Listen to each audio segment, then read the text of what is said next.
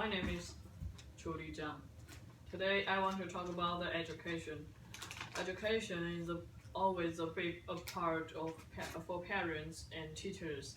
So how they treat children is also a big issue, though there are many common points in the education system in all over the world. How parents and teachers treat children right have some controversy.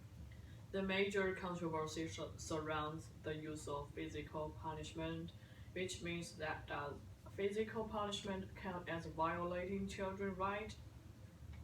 Some people think physical punishment count as violating children's rights. Some people think physically punishment is a needed component of discipline.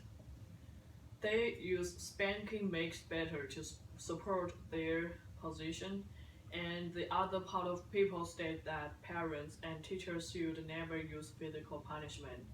They argue violence begets violence. In my opinion, I agree with the second group, which is that physical punishment should be forbidden because it violates children's rights and can have negative influence for children virtually. Here are 2 points that can support my position. Firstly, the outcome of physical punishment is temporary.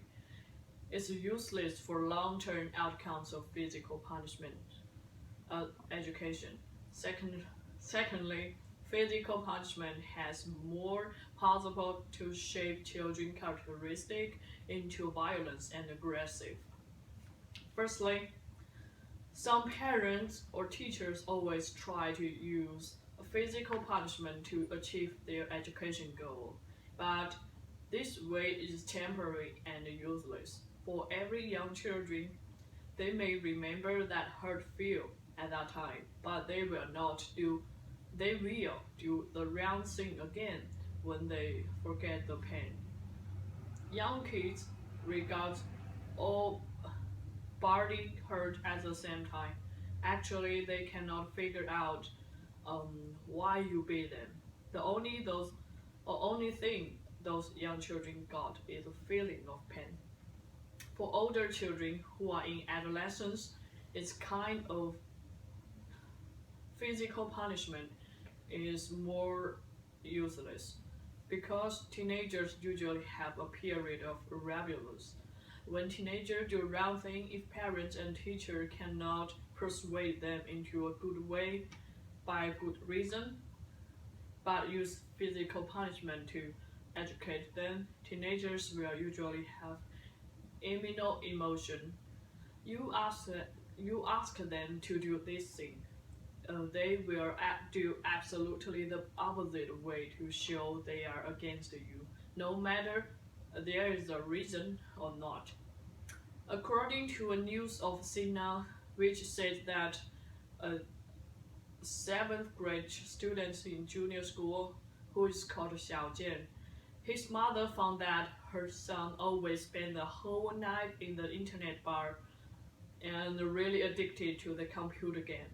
His mother was really angry and he then several hard blows. After Xiao Jian took a beating, he was really obedient and didn't go to the internet bar during that time. However, this good behavior didn't persist long.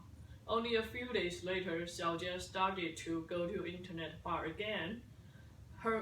His mother cannot tolerate his behavior and use more several physical punishment ways to compare with the last time to educate Xiao Jian.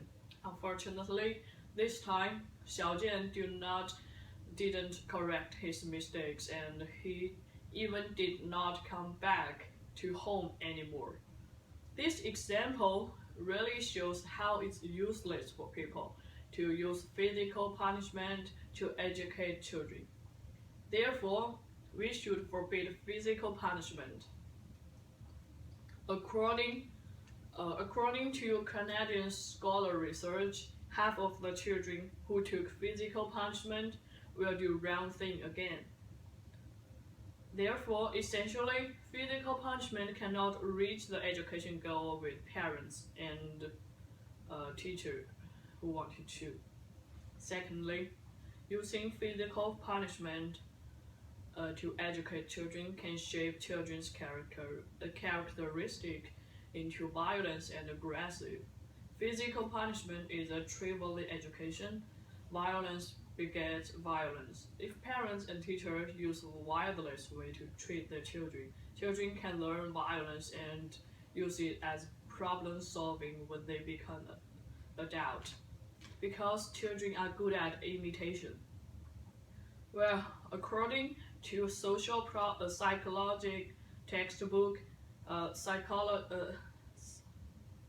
physically aggressive children tend to have a bad physical punitive parents who disciplined them by modeling aggressive with screaming, slapping, and beating. These parents often had parents who were themselves physically punitive.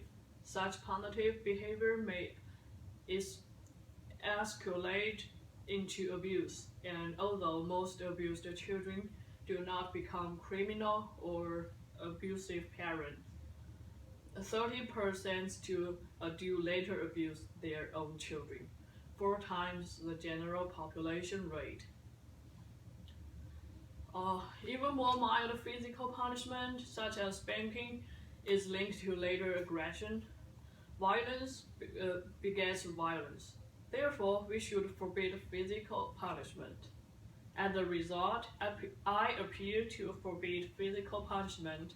Violence begets violence. We cannot gain something good from physical punishment. The only thing we got from physical punishment is a hurting child. The outcome is temporary, changing children's characteristics into violence and cause several trauma in children's childhood. Therefore, we really need to forbid physical punishment. Thank you. 好，这次7分钟。